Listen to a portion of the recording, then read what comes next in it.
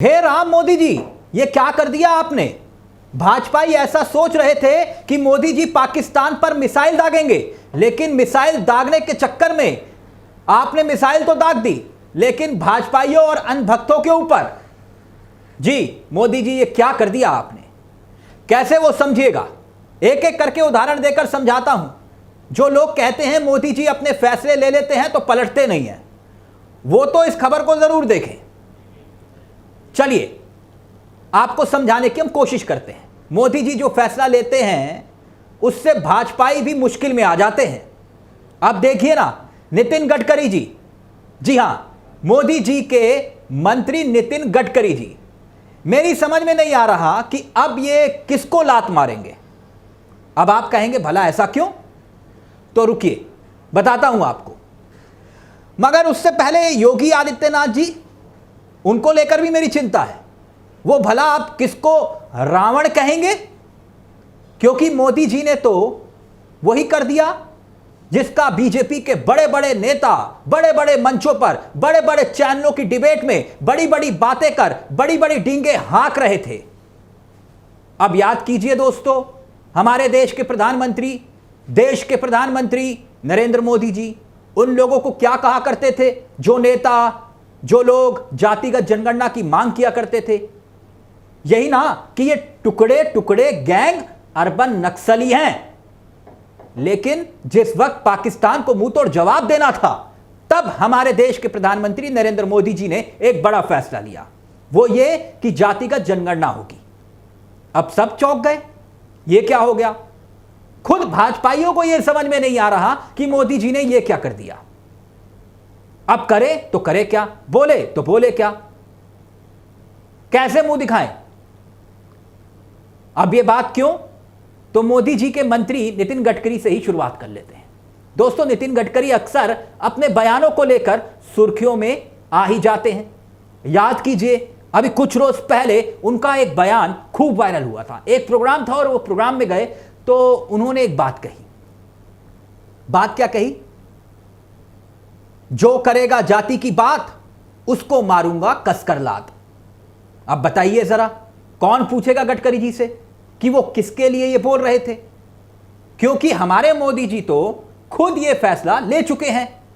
ना केवल वो जाति की बात करेंगे, बल्कि घर घर जाकर अब जाति की जनगणना भी होगी, यानी वो लोगों से उनकी जाति पूछेंगे। लेकिन गडकरी साहब ठहरे गडकरी साहब, उन्होंने भी मौका देख के चौका मारा, पलटी मार दी। और पलटी मारने में वक्त नहीं लगाया। जानते हैं कैसे, खुद ही देखिए। गडकरी जी ने एक लंबा चौड़ा पोस्ट किया है जिसमें वो मोदी जी की शान में कसीदे गढ़ते हुए पोस्ट कर रहे हैं। यकीनन ये टैलेंट भाजपाइयों के पास ही है। चलिए अब बात योगी जी की भी कर लेते हैं। योगी आदित्यनाथ, वो वर्ल्ड फेमस, देश में एक नारा गूंजा था, मैं वर्ल्ड फेमस कह रहा हूं, याद करिए, बटोगे तो कटोगे। याद आया आपको, अखिलेश यादव जब जातिगत जनगणना की मांग कर रहे थे, तब बटेंगे कटेंगे की काट की तौर पर उस जातिगत जनगणना के विरोध में इस नारे को गढ़ा गया था।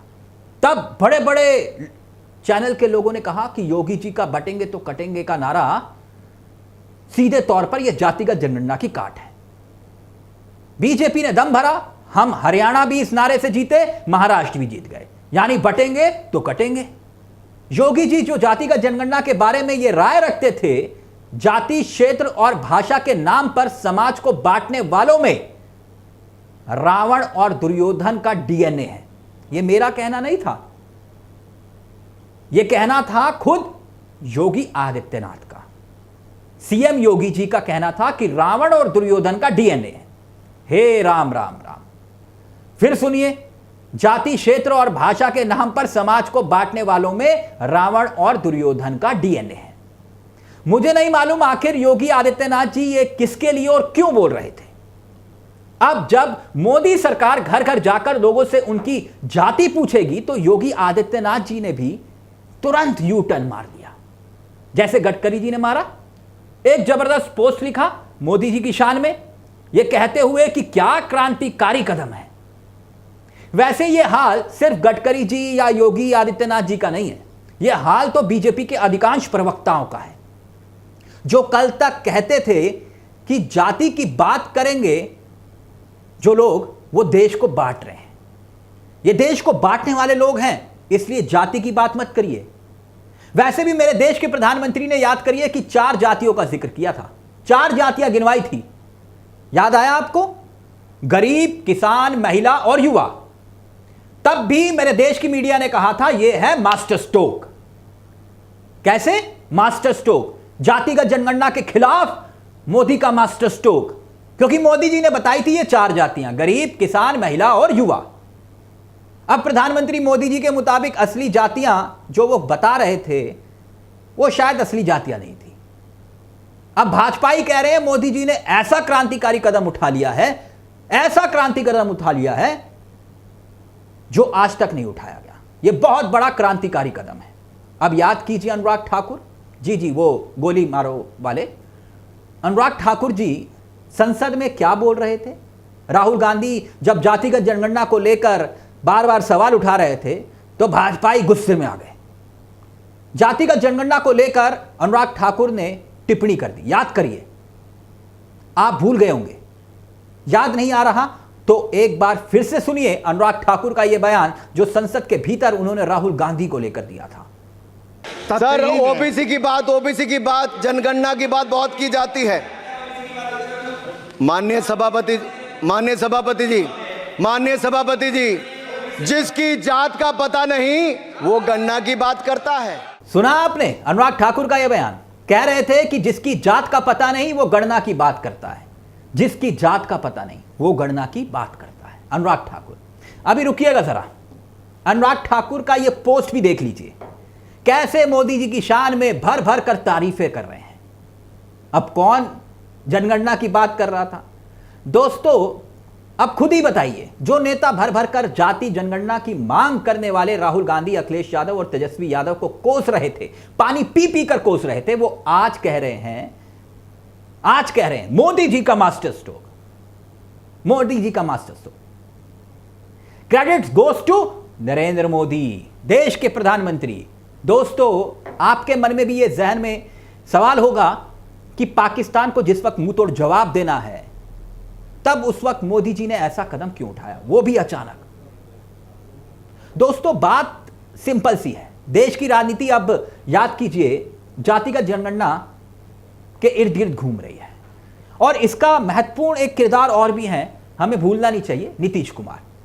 उन्होंने एक कारनामा किया था, लेकिन तब वो लालू यादव या फिर कह लीजिए तेजस्वी यादव आरजेडी वाली सरकार थी, दोनों साथ मिलकर चला रहे थे, क्योंकि तेजस्वी यादव खुद उस वक्त डिप्टी सीएम थे, और जैसे नौकरियों का श्रेय तेजस्वी यादव को जाता है बिहार में उस सरकार में, वैसे ही बिहार की जातिगत सर्वे का श्रेय भी तेजस्वी यादव और नीतीश कुमार के कंधों पर जाता है। तेलंगाना का जिक्र भी यहां जरूरी है। तेलंगाना में भी ऐसी स्थिति मिली और ऐसी स्थिति बनी तो मौके पर चौका मारा तेलंगाना सरकार ने। अब बीजेपी के पास कोई रास्ता बचा नहीं, और वैसे भी बिहार में चुनाव सर पर है। मोदी जी का ध्यान भटकाने में कोई जवाब, कोई सानी नहीं है। वैसे जितने भी ये दावे करते हैं कि भाई मोदी जी ने किया, कि कांग्रेस पार्टी ऐसा नहीं कर पाई, वैसे हकीकत यह है दोस्तों कि आजाद हिंदुस्तान में हमने जो देखा है अब तक, याद कीजिए, कोई भी सरकार जातिगत जनगणना से बचती रही। हां, एक सच यह है कि मनमोहन सरकार ने 2011 में जातियों के सर्वे को करवाया था, लेकिन उसका आंकड़ा आज तक जारी नहीं हुआ, कभी सार्वजनिक नहीं हुआ। तो फिर मोदी सरकार यह भी बताए कि उस सर्वे का क्या हुआ, उस सर्वे का कोई आंकड़ा आज तक जारी क्यों नहीं हुआ, क्योंकि 2014 से 2025 तक प्रभु राम की कृपा से आपकी सरकार है। तो फिर आपने उस सर्वे के आंकड़े को जारी क्यों नहीं किया? सरकार ने जारी नहीं किया, वो तो एक अलग विषय है, लेकिन इस फैसले से एक बात तो साबित होती है, एक बात, वो ये दोस्तों कि लोकतंत्र में विपक्ष की जरूरत है, विपक्ष की ताकत है। इस फैसले के बाद एक बार फिर यह साबित हो गया। यू टर्न तो वैसे मोदी जी की सरकार कई बार ले चुकी है, कई मुद्दों पर ले चुकी है। याद कीजिए लेटरल एंट्री का मामला, या फिर किसान आंदोलन के वक्त यू टर्न? और एक हकीकत यह भी है कि बतौर नेता प्रतिपक्ष के तौर पर राहुल गांधी की यह सबसे बड़ी जीत है। राहुल गांधी इस मुद्दे को लेकर आगे लगातार बढ़ रहे थे। राहुल गांधी चाहे देश में हो, विदेश में हो, चुनावी रैली में हो, हर चौक चौराहे पर हो, लगातार जातिगत जनगणना का जिक्र कर रहे थे। यह जीत राहुल गांधी की, यह जीत अखिलेश यादव की, जिन्होंने यूपी चुनाव के बाद से और यूपी चुनाव के वक्त से इस मुद्दे को कभी छोड़ा नहीं। यह जीत तेजस्वी यादव की, क्योंकि उनकी सरकार में ही सर्वे के जरिए एक बहुत बड़ा सियासी संदेश दिया था पूरे देश में। अब भले ही गोदी मीडिया नैरेटिव बना ले, चाहे गोदी मीडिया के एंकर गला फाड़ फाड़ कर कह ले कि मोदी जी का मास्टर स्ट्रोक, मोदी जी का मास्टर स्ट्रोक। सब जानते हैं इस सरकार ने जातिगत जनगणना से अपना उल्लू सीधा किया है। 2021 में संसद के अंदर इसी सरकार ने, याद कीजिए दोस्तों, इंडियन एक्सप्रेस की रिपोर्ट है जिसमें यह छपा है कि इसी सरकार ने संसद के अंदर यह बताया था, संसद के भीतर यह बताया था कि जाति जनगणना कराने का हमारा कोई इरादा नहीं है। तो फिर दोस्तों 2021 से 25 में ऐसा क्या बदला? 2024 का लोकसभा का चुनाव का नतीजा। याद कीजिए 2024 के लोकसभा चुनाव ने बीजेपी की चूल्हे हिला दी। 400 पार का दम भरने वाली बीजेपी यह समझ चुकी है कि अब हिंदुत्व की पॉलिटिक्स करवट ले चुकी है। हिंदुत्व की पॉलिटिक्स पर जितने वोट मिलने थे उतने मिल गए। अब सामाजिक न्याय की बात है, लेकिन हमें यह नहीं भूलना चाहिए, यह बीजेपी है, यह मोदी सरकार है जो मुद्दे को उठाना और ठंडा करना भी जानती है। कैसे? महिला आरक्षण का हश्र क्या हुआ? महिला आरक्षण क्या हुआ दोस्तों? याद कीजिए, महिला आरक्षण बिल पास हुआ, लेकिन उसका नतीजा क्या हुआ? महिला आरक्षण के लिए विशेष सत्र बुलाया गया था। याद आया ना आपको? अब जानकारी क्या निकल कर आ रही है कि 2029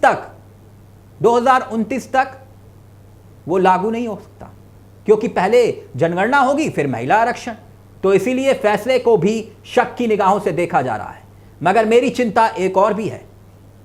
जो पहलगाम में आतंकी हमले के बाद ट्वीट कर रहे थे अपने ऑफिशियल हैंडल से, धर्म पूछा जाति नहीं, याद आया? धर्म पूछा जाति नहीं, मगर अब वो जाति पूछने का काम मोदी जी करेंगे, मोदी जी की सरकार करेगी कि जाति बताओ। तो दोस्तों इस मुद्दे पर आपकी क्या राय है, हमें कमेंट बॉक्स में जरूर बताइएगा। अगर आपने ये चैनल सब्सक्राइब नहीं किया, खबर अच्छी लगी तो सब्सक्राइब करिएगा, लाइक करिएगा। फिलहाल मुझे इजाजत, नमस्कार, जय हिंद, जय भारत।